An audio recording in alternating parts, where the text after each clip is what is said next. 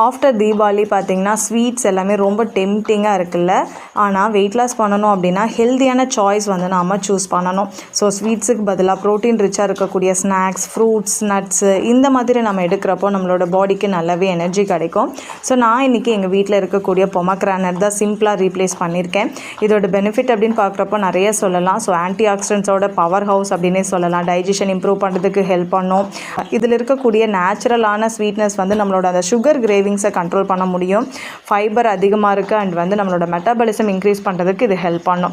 So டெய்லியுமே பொமக்ரானட்டை நீங்கள் உங்களுடைய ஸ்நாக்ஸாக நீங்கள் ஆட் பண்ணிக்கலாம், சாலட்டாக எடுத்துக்கலாம், இல்லை போஸ்ட் மில் டெசர்ட்டாக கூட நீங்கள் எடுக்கலாம், அதாவது ஸ்வீட்ஸுக்கு பதிலாக. ஓகேங்களா?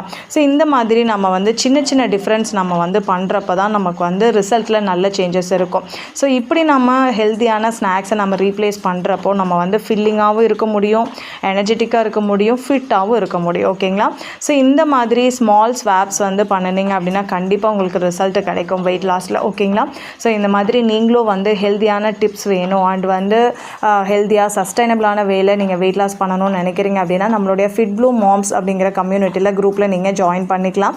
அதுக்கு இன்றைக்கே நீங்கள் வாட்ஸ்அப் பண்ணலாம் கைஸ். Okay, thank you.